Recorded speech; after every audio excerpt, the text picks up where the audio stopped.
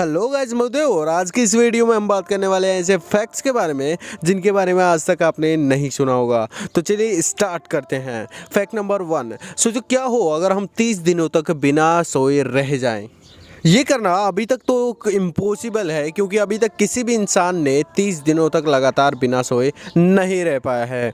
एक इंसान था जिसका नाम था रैंडी गार्डनर, जो कि 17 साल की उम्र में 1960 के अप्रोक्सीमेट उसने लगातार 11 घंटों तक बिना सोए वो रहा था। इन 11 दिनों में जो जो चेंजमेंट उसके शरीर में आए थे और जो जो प्रॉब्लम वो उसने फेस की थी, इन सारी चीज़ों को रिकॉर्ड किया गया था।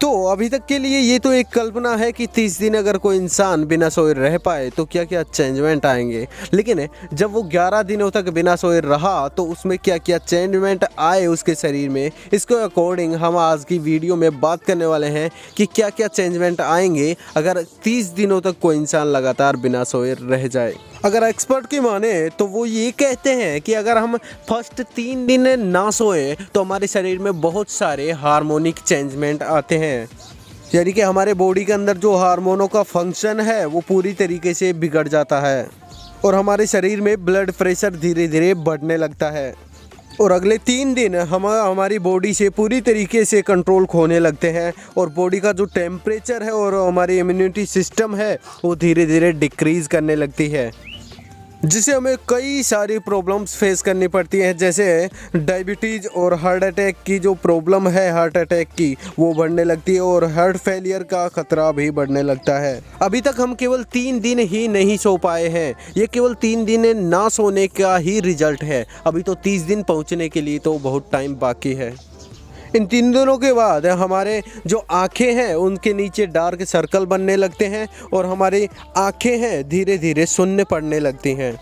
अगले 7 दिन के बाद हमारा जो शरीर में स्ट्रेस हार्मोन का लेवल काफ़ी ज़्यादा इंक्रीज़ कर जाता है और हमें काफ़ी ज़्यादा स्ट्रेस फील होता है, जिससे हमारा शरीर और हमारा जो दिमाग है वो बहुत ही भारी लगने लगता है।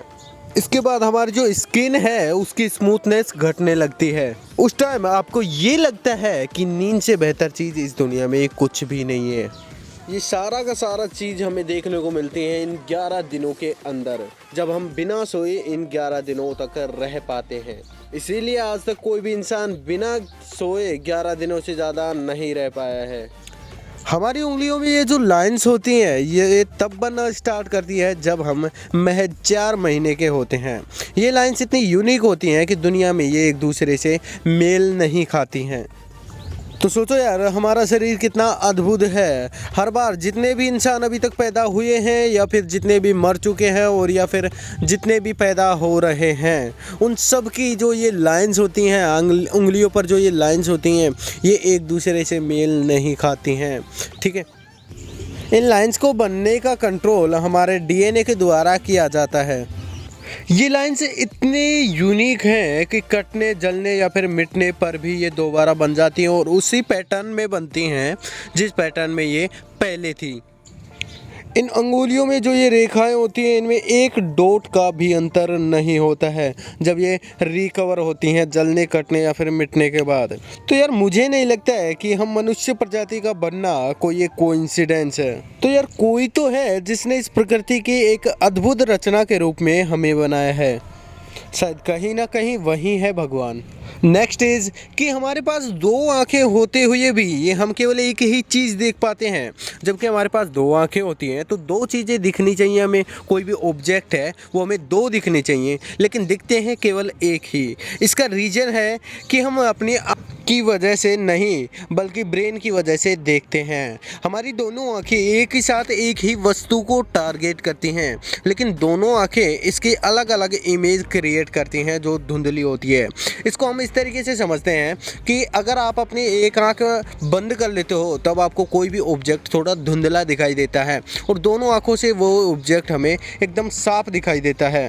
यानी कि पूरा का पूरा देखने का काम हमारा दिमाग के द्वारा किया जाता है। यानी कि देखो, हमारी जो आंखें होती है ना, ये किसी भी ऑब्जेक्ट को यानी कि देखती हैं। अब इसको देखना नहीं कह सकते हम, केवल इसका काम होता है किसी भी ऑब्जेक्ट को देखना। अब यहाँ पर ये जो टारगेट होता है हमारा, जो कोई भी ऑब्जेक्ट होता है उससे कोई भी किरणें होती हैं, हमारी जो लाइट पड़ती है वो लाइट उससे टकरा करके हमारे रेटिना तक जाती है, जो आइज़ के पीछे की तरफ होता है ना रेटिना, उस तक जाती हैं।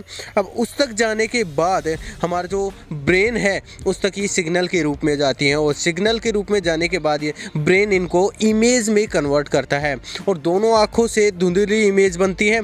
तो इसको कंबाइन करके एक साफ इमेज बनाता है और केवल एक इमेज ही क्रिएट करता है। तो कुल मिलाकर के हम ये कह सकते हैं कि हम अपने किसी भी ऑब्जेक्ट को, कोई भी चीज़ हम देख रहे हैं, उसका पूरा का पूरा क्रेडिट है, पूरा का पूरा क्रेडिट तो नहीं कह सकते, लेकिन 70% क्रेडिट हमारे दिमाग को जाता है, क्योंकि वही इमेज को क्रिएट करता है, वही उस ऑब्जेक्ट को बनाता है। नेक्स्ट इज, सोचो यार, हम रात को ही क्यों सोते हैं, दिन में कभी भी हम नहीं सोते हैं, हम हमेशा रात में ही सोते हैं। इसका रीज़न क्या है? इसका रीज़न ये है कि हमारा जो दिमाग है वो अंधेरे में एक रसायन उत्पन्न करता है, एक केमिकल बनाता है जिसका नाम है मेलाटोनिन। ये जो मेलाटोनिन होता है ये हमारे ब्रेन के पीनियल में उत्पन्न होता है, और ये एक हार्मोन होता है जो कि रात के समय मस्तिष्क को सिग्नल भेज करके हमें नींद के लिए प्रभावित करता है। ये जो केमिकल होता है ये लगातार हमारे दिमाग के पीनियल में बनता रहता है, लेकिन दिन के वक्त इसका जो स्तर होता है वो कम रहता है, और रात में इसका स्तर बढ़ जाता है। इससे हमारा शरीर रिलैक्स होकर के नींद लेने के लिए प्रभावित होता है, जिससे हमें नींद आने लगती है। सो गाइस, ये थी आज की वीडियो। अगर वीडियो अच्छी लगी हो तो वीडियो को लाइक करें, शेयर करें और सब्सक्राइब करें हमारे चैनल को। धन्यवाद। जय हिंद।